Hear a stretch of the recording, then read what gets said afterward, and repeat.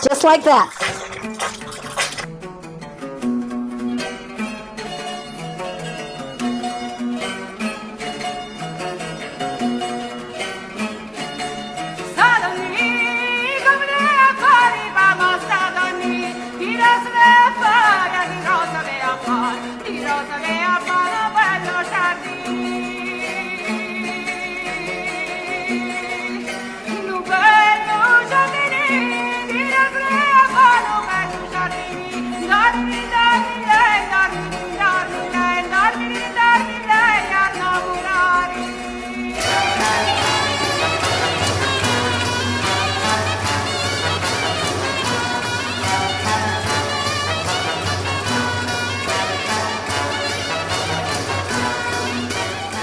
When you have a word like reproduction, of course, for most people, the concept of reproduction, brings in images of procreation. But then more and more within the women's movement, the concept of reproduction took on a broader meaning, referring to all those activities that on an everyday basis, recreate our life, restore our life.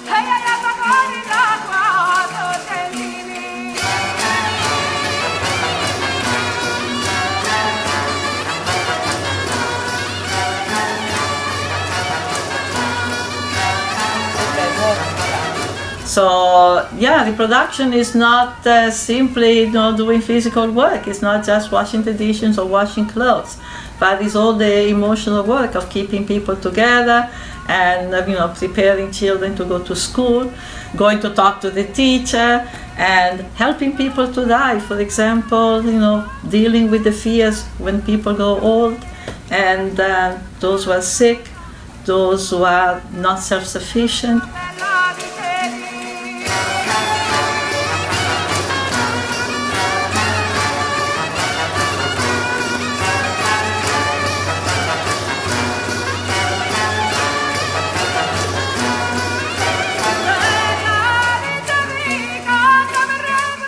Domestic work is not just work done in the home.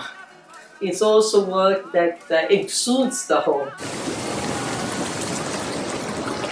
Today, I would see that reproduction includes many forms of subsistence-oriented agriculture. Many women across the world, for example, begin their domestic work in the field or in the garden.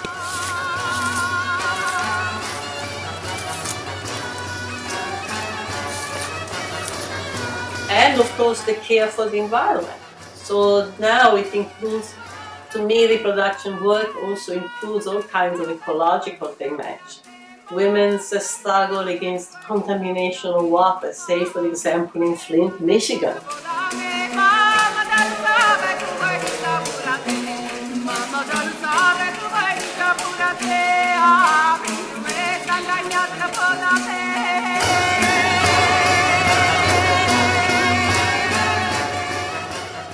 I think for women is the question of water, the question of food is particularly crucial, because we want to know if the food that we eat and we give to our children, to our family, to our community is food that is going to poison us or is food that is going to reproduce us.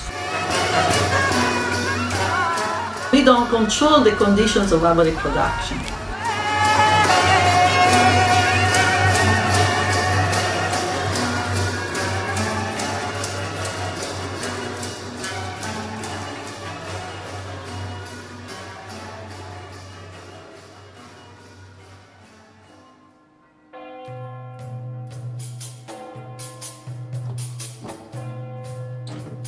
One of the conditions of existence of capitalist society is precisely to destroy as much as possible the condition of existence of people, the access to means of reproduction, to autonomous means of reproduction, so that then they can be subjected to any form of exploitation, no matter how intense, no matter how brutal.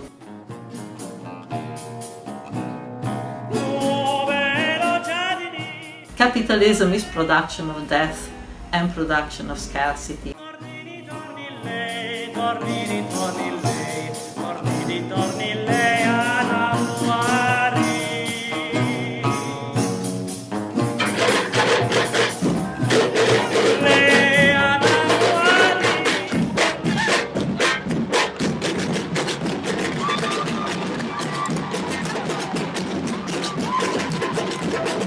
There's now the broad understanding that this is connected with the politics of extractivism, which is displacing people, dispossessing them, and attacking the women, you know, or in a way they are those who have kept the community together.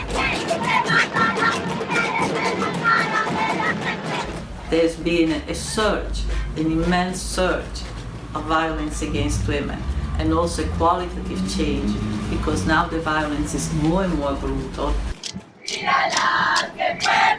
When I say that there's a new feminist movement, I'm also saying that today feminism and women's struggle, it's the driving force, not only for women, but for a broad range of movement.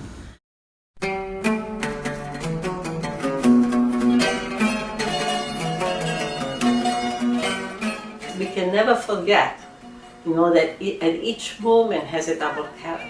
It reproduces our life and potentially our struggle, and at the same time is continuously organized and forced into the production for capitalist accumulation. So this is the tension, right, that shapes this work.